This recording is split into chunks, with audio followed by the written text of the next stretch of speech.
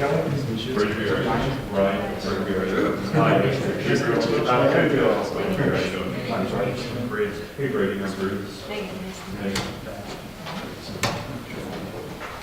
Lima, the judges are ready to hear your solution. You will have 20 minutes to present to the judges. You will be given a warning when 5 minutes and 2 minutes remain. After 20 minutes of it, you will be stopped immediately. No information will be considered after the 20 minutes. Following your presentation, there will be a 10-minute question and answer. You will be given a warning when 5 and 2 minutes remain. The questions will stop after 10 minutes. No information will be considered after. You may begin whenever you're ready. Well, thank you for having us today, and good morning. Today we are here to talk to you about Edward Jones, more specifically, who the client of the future is. My name is Ryan. I'm Brady. And I'm Drew.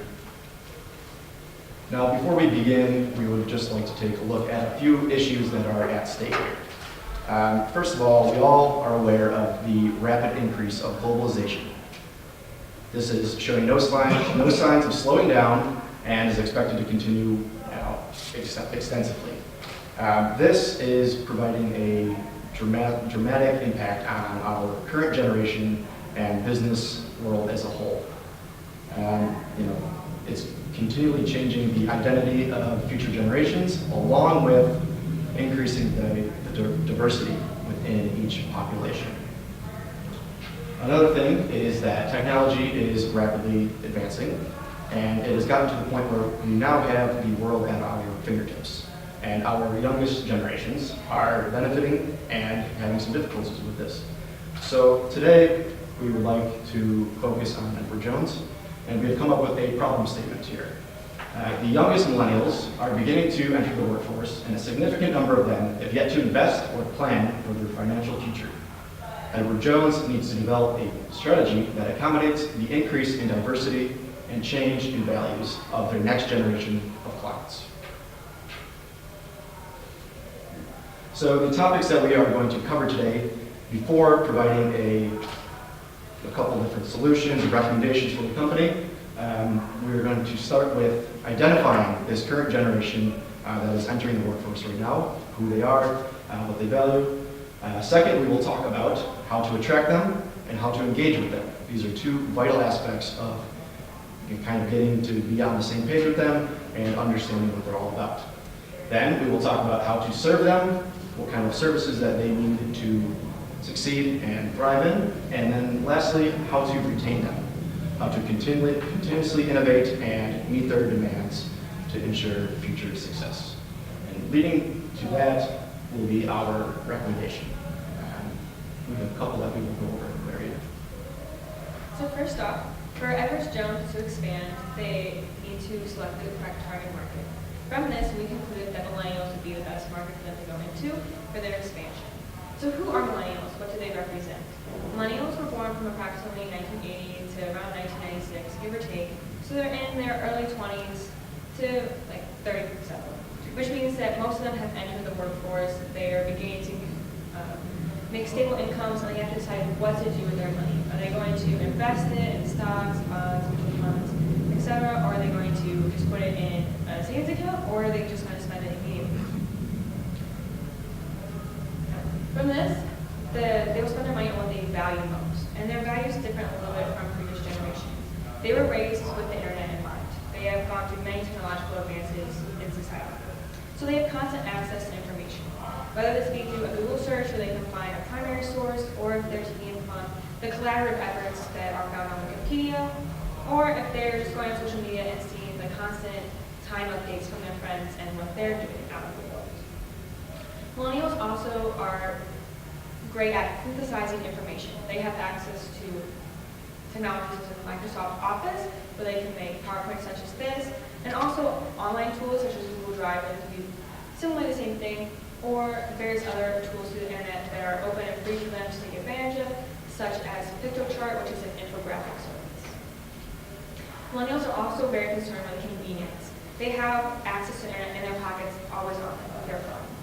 Thus, they want to save time because they know they can easily pull out their phone and make a search versus calling into a tech support service or something similar where they might have to be on hold for a while, listen to background music, when they could just have found the solution themselves. When millennials do ask for help from companies' support services, they expect answers to come quickly and efficiently. Because again, they could easily find the answer themselves on their phones or another internet source. Also, millennials appreciate being collaborated with. They don't really want to be talked to. They want to be able to share their opinions and take advantage of the information that they've already gained from maybe doing their own research because they're not come prepared to any meetings. One challenge millennials might propose is the fact that they like instant gratification. So they want results quickly. Again, this is because they sort of always have internet at their access to quickly grab and search. And this challenge is especially hard for financial investing because investments don't always turn over money the very next day. You have to wait because of the time value of money. It has to compound for them to really see results. Beyond values, millennials are different in their demographics, such as racially. Our chart here shows that the portion of the population that is white has decreased over the past couple of generations, while Hispanics and Blacks have increased. And although not evident in this chart, Asian populations are also expected to double in the near future. These racial and ethnic diversity, this racial and ethnic diversity can contribute to other cultural differences or even language barriers, as a great deal of the Hispanic population may speak Spanish, or various Asian cultures have their own languages that they may be coming over with and be more comfortable with than English. Also on our map, you can see that a majority of millennials who are minorities are congregating sort of in the southwest of the United States. This would be a great area for geographic expansion, to have more advisors in this area to meet the demand of millennials. So lastly, why would millennials be the target market for Edward Jones expansion? This is because of their investing needs. So now we are going to focus in on investing habits as a whole. And in this chart, you can see that the millennials are significantly less than previous generations in terms of investing habits. The 33% is well below Generation X of 51% and the baby boomer population of 50% who are currently invested in the stock market. Now, focusing more specifically on millennials as a whole, we are able to break them down into two separate segments. The older segment being ages 26 to 35 and the younger segment being ages 18 to 25. Now, there's a significant difference there between the two segments. Only 18% of the younger segment is currently invested in the stock market, as opposed to the 44% of the older segment. Now, there's a few key reasons as to why this is the case. One being the fact that the older segment here, they have a higher median income of $45,000. That's their median income per year, as opposed to a shocking $25,000 for annual income of this younger segment. So, with that being said, the younger segment does not have enough disposable income, They don't have money sitting around that they are willing to invest in the stock market or put some risk on it. Another key reason, many millennials simply don't know how to invest. They don't know how to go about investing or financial planning. That is a big issue, which we also find quite ironic because millennials are known as the most highly educated generation in the history of the world. So I think it's kind of unique that this generation does not have that knowledge, but at the same time that creates a wonderful opportunity for market share. There's a lot of investment companies that will be competing for this market share in the near future, and kind of getting ahead of the game and kind of trying to get their attention is definitely a viable solution there. Another thing in regards to the higher education levels, those also come with higher costs. Those higher costs lead to student loans that they have to take out, and upon graduation, they're going to spend years paying off those student loans. Therefore, they don't have that income that they are able to invest.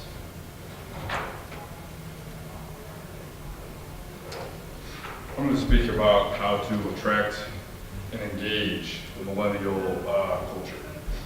92% of millennials own a smartphone. On average, 50%, each one of them checks their smartphone at least 50 times a day, sometimes 100 times a day, and in extreme cases, up to 200, even more. We all know these smartphones and how they have changed our lives in the past 10 years, and they're not just for calling and texting anymore. Mobile applications have drastically changed the world for all parts of life. There's apps for everything. And along with the development of these smartphones, we find a greatly increased threat of investment competition through the use of mobile apps. With the innovation trends of online and mobile tools for investment, Edward Jones may lack, based on our data in these areas, compared with competition such as TD Ameritrade or Charles Schwab, who both succeed greatly in innovation and customer satisfaction while offering similar to the same service, especially on the mobile and online platforms. However, Edward Jones has a great reputable success in the investment industry in broker trading, with the philosophy delivering custom financial advice in service to meet all the customer's financial goals. These customer service ideas are not just to be dropped and forgotten with this technological innovation. These ideas need to be combined with the old school and new school methods to really take the market by the hold and gain benefits with modifications of mobile apps and web financial services to better suit those who are less financially literate and those who are veterans to financial investing. This is a great idea for the market that Edward Jones wants to target with the financial investment in financial investment. Aside from these apps that are directly similar to the Edward Jones online platforms and mobile investing platforms, we have seen a recent idea of free online trading that's been developed through mobile applications.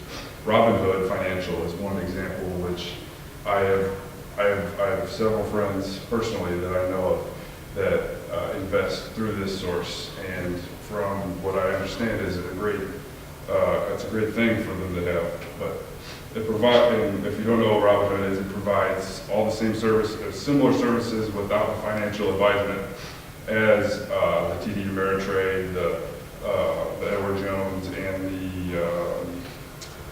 the Charles Schwab apps, but it does it for free cost and no service fees and no commission fees for the trades.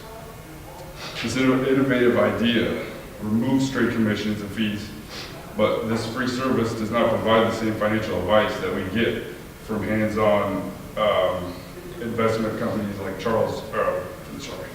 Edward Jones and others. In order to attract this new generation, we need to engage with that generation. And to do so, we need to also increase our presence of social media awareness and use through the different platforms available, aside from just applications. Snapchat, for example, if you don't know, is one of the most popular photo and messaging apps, the top 3 from our research, and it has over 100 million users worldwide.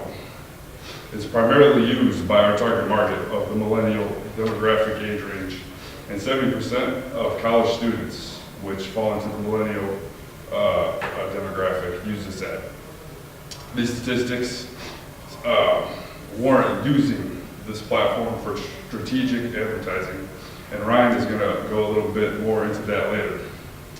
Also, we see Facebook, which has 8 out of 10 Americans using its services. It places advertisements in users' feeds directly, so a user is guaranteed to see the advertisements which whatever company advertising is paying for.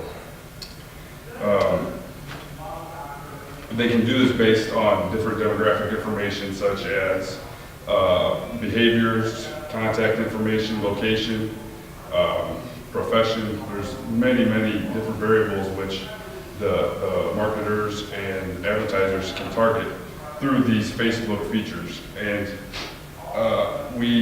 with this new Facebook development, you can gain access. You can actually see how much activity is going on with these advertisements. You can see how many times that ad has been clicked in somebody's newsfeed, how many times they've actually just seen it, they've scrolled right past it. Another platform of mobile advertising which we can use is through YouTube. A huge, it's one of the first websites that I've heard of. As a child growing up, YouTube was one of the highlights of my computer learning career. And daily YouTube uploads 300 hours of video content per minute, every day. And with that content that they have developed and has uploaded, YouTube is able to reach out to 98% of internet users between ages of 18 and 24, which is our demographic reason. And these are some 3 easy targetable media outlets for us to engage with our market. Okay, so next I'm going to talk about the new generations and how we can serve them. So to start off, a lot of generations like nowadays are looking for quick, easy, accessible online sites and apps, and I think that is the way of the future and it's going to continue, so we got to develop on that. They have to be easy and accessible because millennials are usually on the go and want to just pull out their phone and check something, put it away, get back to what they're doing. Since that average person's attention span for technology on social media is only 8 seconds, you need something that's really going to grab their attention and actually draw them in, or else they're just going to scroll past and go on to the next subject that they really don't know about. When dealing with millennials, it is critical to emphasize the importance of long-term savings, but we also have to realize that they are more rash and want quick decisions, so they have a lot of short-term goals too, such as they want to take a lot of vacations once they get out and planning for that, and versus older generations just wanted to have kids more, but we've kind of pushed that back. Another big step is taking proactive measures and creating a deadline plan for future inheritance. Because the baby boomers are eventually going to pass away, all that inheritance is going to go on to the new generation. We have to prepare them how to handle that. Next, with increase in diversity, it is vital to take into account cultural differences that might deter potential clients from investing. As mentioned earlier, the Hispanic population is increasing a lot, and as we look on the website, they offer translation in English and French, but no Spanish, and that's going to be a major market in the future. One of the biggest keys to building a relationship with a client, and something that Edward Jones emphasizes greatly, is being able to relate to the customer and connect with them, and by doing that, maybe providing more multilingual advisors that can help translate and understand that. And finally, I'll explain how we can retain this new generation. And a lot is keeping up with technology. The millennials grew up with the first generation raised by technology, and we're more relying on that heavily. With this, Edward Jones must be flexible and understand that nowadays people talk over the network and online versus on the phone and in person. So I think that generation is moving towards that. And finally, it's important to constantly stay connected with these new clients, whether it's through text, chat, or social media, just to stay connected and make sure they understand you're still there. So now moving on to our recommendations on how to engage and attract this new generation. First, we believe it is vital to shift the focus to social media. We briefly mentioned Facebook and YouTube as 2 great platforms to use to get in touch with these young generations. However, we believe that Snapchat is going to be one of the most important platforms to use in getting in touch with this new generation. Some of the key idea that we have with Snapchat is that we believe that you can take into account the extensive opportunities to target certain demographics, certain races, certain genders, so you can reach your target market using this app. And granted, there are some relatively high investment costs. We believe that the benefits of using this platform to advertise are going to outweigh the cost of that. Furthermore, we believe that during key financial periods, such as during the tax season when people are expecting a tax return, this is a good time to advertise using Snapchat because people are going to have that disposable income that they're getting back that they can potentially invest. So that's just one example of using Snapchat. Another key point about Snapchat is the fact that only 1% of current advertisers use Snapchat to advertise. That creates a significant potential first mover advantage for Edward Jones because not many companies have experimented with Snapchat since it's relatively new. So that creates a potential impact there. Another benefit that Edward Jones can take advantage of would be recruiting more millennials. And Edward Jones already has a plan in place to recruit 5,000 new employees in the next 5 years to expand their financial advisor pool. And the reason we wanted to focus on millennials is because CNBC reported that the median age of financial advisors is 55 years old. If you're trying to advise to millennials, they're going to connect more easily with advisors who are their own age, who have their own values, who know what they're about and what their goals in life are. We also suggest shifting more advisory services online. As we said, millennials. Your time's up. Time for questions and answers.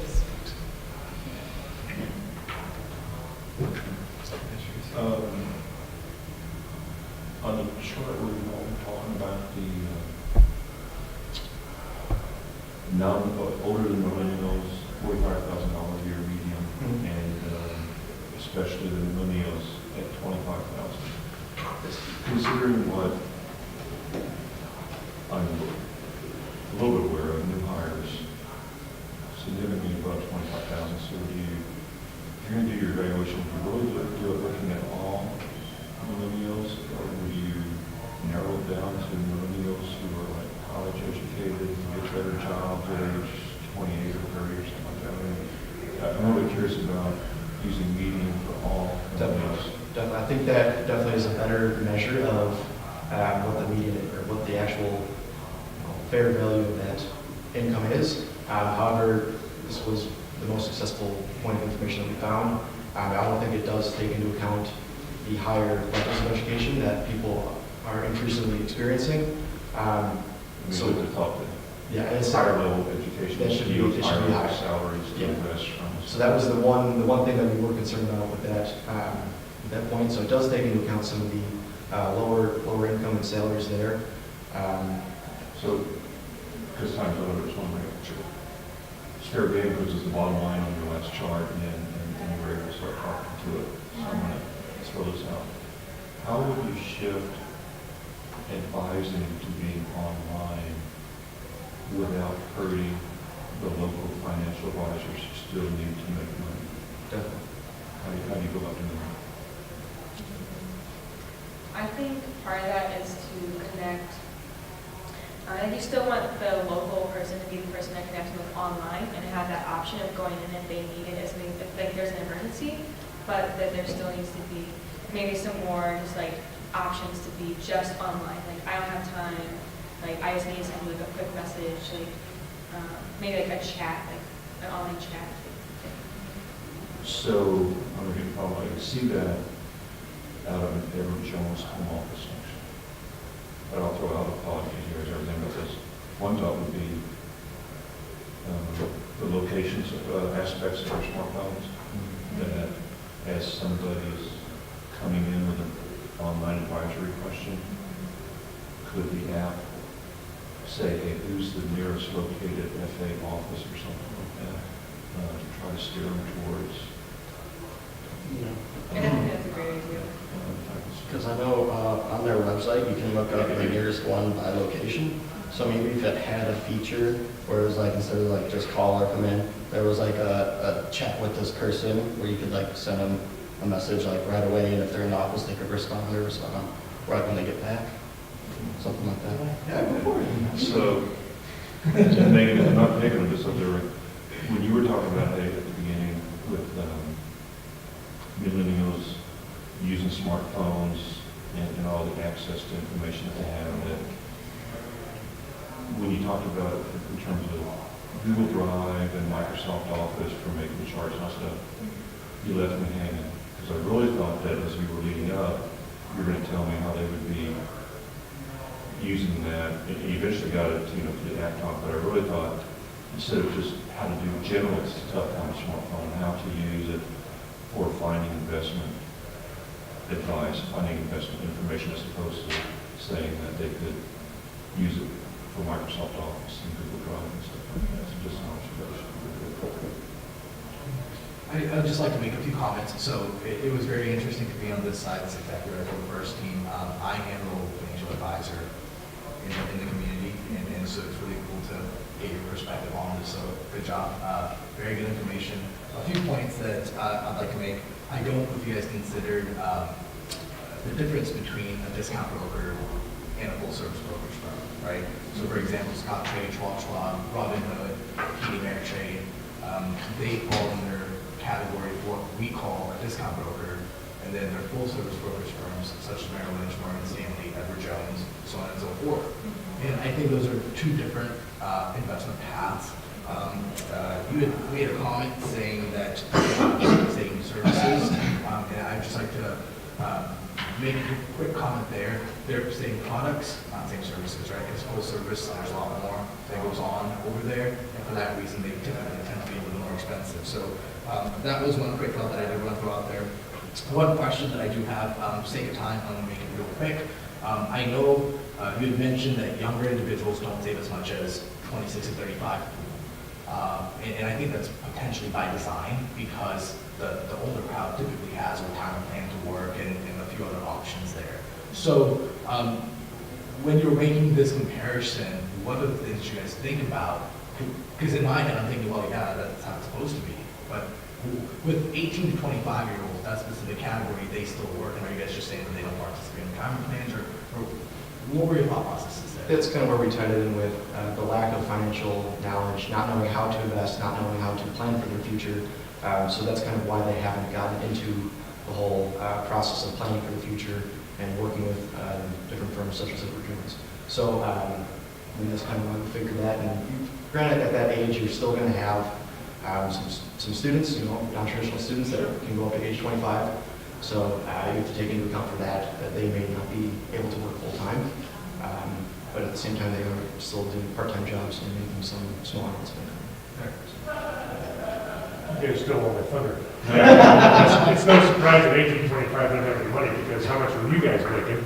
And to say, oh, it's only 25,000. Well, when you're 18, you don't think that when you're in school. So that's not a surprising statistic. I think the key thing that the connection I was missing on the Snapchat and the other apps is one of the key things for a financial advisor is making the contact, making the first contact. You can do all you want on here, only if you know who's on the other end. Because if you're, tell me this is wrong, if you're going to give somebody your money, you want to know who's on the other end. You're not just going to say, oh yeah, I'll just do that. Like you said, Robin gives it to you, but you don't know anything. If you want to know something, you got to talk to the financial advisor. So how would you, I think not better, but something should be included here with how do you make that first contact? How do you engage those people initially to sink in, you need me because I'm going to help you go forward, which you like. And so it's nice to say we're going to use the app, because you talked initially about, well, we want to look it up and we want to give you information, but then we also want to be collaborative. Those are kind of a contradiction in terms. If you're going to do it yourself, are you going to do it yourself, or do you want to collaborate?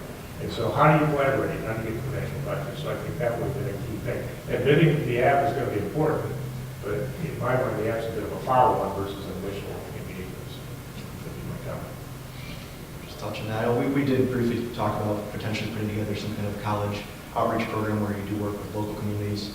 However, we were unsure of where to find costs, potentially for sponsoring buildings on campus and kind of getting involved with organizations on campus directly. But we did kind of want to establish that in-person connection by getting on campus with and interacting with students on a first-hand basis.